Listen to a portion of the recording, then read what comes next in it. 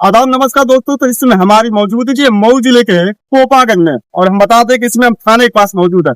हमारे पीछे देख सकते हैं हाथ में लिए हुए हाथ में कागज लिए जिससे एप्लीकेशन लिखा गया है और थाने में ये देने के लिए आए हुए हैं। और हम बता दें कि इनके साथ एक ऐसी घटना घटी है जो कि इनको नौकरी के नाम पे इनसे किसी से 30,000 तो किसी से 40,000 तो किसी से 50,000 रुपया की ठगी कर ली गई। पहले तो इनको बुलाया जाता है बनारस में पैकिंग का काम करने के लिए। अभी जब वहां जब ये जाते हैं तो इनको एक दिन रूम में रखा जाता है और दूसरे दिन कोई इनका बड़ा सीनियर आता है और कहता है कि तुम लोग को रहने के लिए 25,000 रुपया लगेगा। रहना खाना तुमको जब तक यहाँ रहोगे तुमको 25,000 में रहना खाना फ्री रहेगा। ये लोग लालच में आकर 20,000 सैलरी देने की बात होती है तो ये लोग लालच में आकर 25,000 रुपया दे देते हैं। तो फिर ये 2-3 दिन जैसे बीतता है ये लोग कहते हैं कि हमें जॉब अभी तक नहीं मिला, काम नहीं मिला, तब आपको काम मिलेगा। तो इन लोग को कहा जाता है कि आईडी लगाइए। आईडी जब लगाएंगे तब आप लोग का काम कंफर्म होगा और आईडी लगा लेंगे तो आप लोग की नौकरी पक्की हो जाएगी। और आईडी के नाम पर एक आईडी पे 15,000 रुपया मांगा जाता है। तो ये लोग 2-2 आईडी लगवाते हैं अपना और जो कि 30,000 रुपये फिर देते हैं। फिर भी इन लोग को काम नहीं मिलता। ये जब काम के लिए कहते हैं इनको रूम में पर्सनल ले जाकर इनको पहले पीटा जाता है, इनको टॉर्चर किया जाता है। ये अपने परिवार और घर वालों से बात करते हैं तो इनको बात नहीं करने दिया जाता था। ये कहीं बाहर घूमने के लिए जाते थे तो इनके पीछे वो अपने आदमी लगाते थे कि किसी से बात ना करे, ये किसी को बहकावे ना करे, यहाँ से भाग न जाए। तो इनको बता दें कि यहाँ वहाँ पे काफी टॉर्चर किया जाता था। तो यहाँ पे सभी लोग मौजूद है, इनसे हम बातें भी करेंगे कि आखिर ये कितने दिन तक रहे, इनसे कितना पैसा वसूला गया, वो कौन लोग थे जो कि नौकरी के नाम पे इनसे धनुगाई का काम करते थे, पैसा जबरदस्ती वसूलते थे, इनको टॉर्चर करते थे। तो आइए यहाँ पे कुछ लोग हैं, काफी लोग हैं। आप लोग के साथ ये जो फ्रॉड हुआ है किस चीज के लेकर फ्रॉड हुआ है? ये मतलब पैकिंग का काम मतलब करने के लिए बुलाए थे। हाँ। और फिर बोले कि ट्रेनिंग देना पड़ेगा। तो हम तो देने थे 10-15 दिन देना है, बट वो ट्रेनिंग ढाई महीने तक लगातार चलती रही।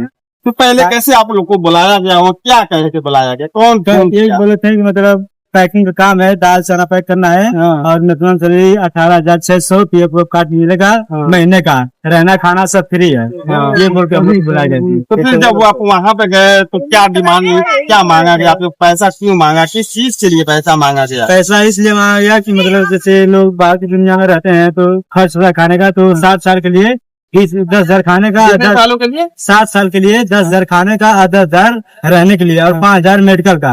अब मेडिकल के नाम पे कुछ भी दर्द दवा किसी का तबियत खराब होता था, नहीं होता था, दवा नहीं आता, केवल एक टीके वाला कहते थे उसमें ठीक हो गया ना तो कोई बात नहीं है, उसी तरह लोग चलते थे।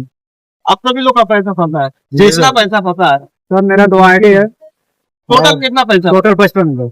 तुम्हारा कितना पैसा? मेरा 35,000। आपने कितना पैसा फंसा था? 1 लाख मिलेगा। आइए ना।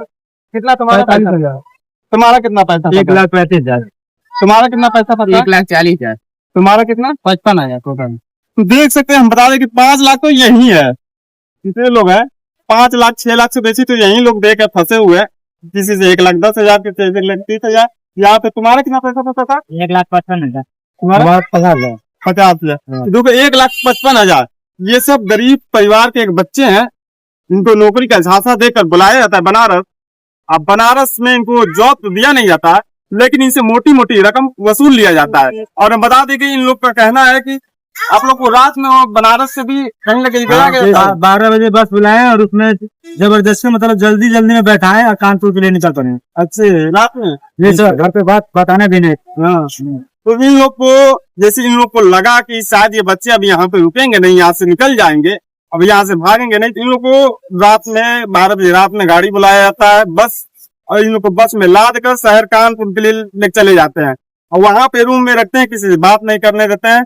कहते थे कि परिवार वालों को भूल जाओ, अगर आगे बढ़ना है तो परिवार को छोड़ दो, रिश्तेदार को छोड़ दो, सबको छोड़ दो और यहाँ पे रहो तब आगे बढ़ोगे। इन लोग को क्या कहते थे वो लोग? तो परिवार से बात करने के लिए बोलते थे परिवार से बात करोगे तो आगे नहीं बढ़ पाओगे। हाँ। परिवार वाले मोटिवेट करेंगे और सबसे ज्यादा वही लोग मोटिवेट करते थे। क्या कहते थे परिवार से बात करने के? बोलते थे कामयाबी त्याग मांगती है, जैसे हाँ। घर वालों को त्यागना पड़ेगा, रिश्तेदार वालों को त्यागना पड़ेगा। हाँ। यहाँ पे अपना लक्ष्य बनाओ, सपना बनाओ, सपने पे काम कर रहे हो। क्या कहते थे?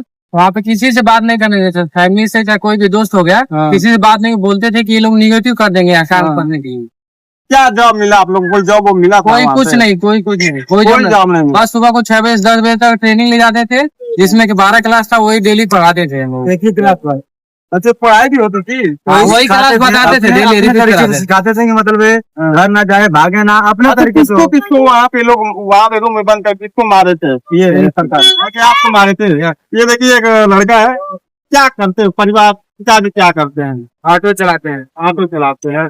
भाई कितने हैं आपके? मैं 4 भाई हैं, छोटे थे।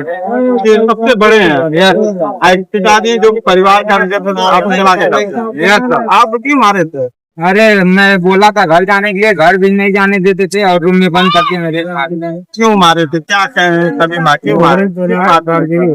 अरे हम बोल रहे थे घर जाने के लिए, घर नहीं जाने दे रहे थे और रूम में समझाते थे जाके, और नहीं समझते थे, हम बोले घर जाएंगे, भागा के मारे थे। जैसे कि ये इतने बड़े घर के बच्चे नहीं है कि 50,000 लाख रुपया चला जाए तो कोई फर्क नहीं पड़ता। लेकिन आप जो ऑटो चलाकर ऑटो चलाता होगा तो बहुत 500 से 600 रुपया कमाता होगा दिन भर में, उसी से ऑटो का खर्चा हो, परिवार का खर्चा हो। और ये बता दें कि उस परिवार का, इसके 4 भाई हैं, उस परिवार का ये बड़ा भाई है और एक बड़े भाई के नाते इससे कितनी जिम्मेदारियां होती हैं।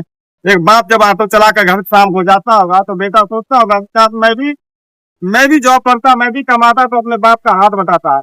लेकिन वो नौकरी के नाम पे यहाँ से तो गया एक उम्मीद लेकर कि मैं पैसा कमा के अपने अपने अपने परिवार का सहारा बनूंगा, लेकिन सहारा तो नहीं बन पाया। इसके पैसे ही लूट लिए गए और इसको पीटा भी है। जब घर आने के लिए जबरदस्ती करता, काम मांगता तो इसको पीटा भी जाता था। सब तमाम बच्चे हैं ये उसी धोखाधड़ी के शिकार हुए हैं। काम पे नाम पे इनके साथ चीट किया गया, लेकिन इनको जॉब तो नहीं मिली, लेकिन इनके लाखों रुपए लूट लिए गए। तो मैं सरकार से चाहे प्रशासन से आग्रह करता हूँ कि इन सब बच्चों का थोड़ा सा बात सुना जाए और उन अपराधियों को पकड़ा भी जाए जो इनके साथ गलत व्यवहार किए हैं, इनका पैसा लूटे हैं। तो उन अपराधियों को पकड़कर उनको सजा भी दिलाया जाए और इन बच्चों का पैसा भी लौटाया जाए। तो आप इसी तरह हमसे जुड़े रहिएगा। कहीं और से मिलेंगे कैमरामैन के साथ। मैं मुनीर आलम।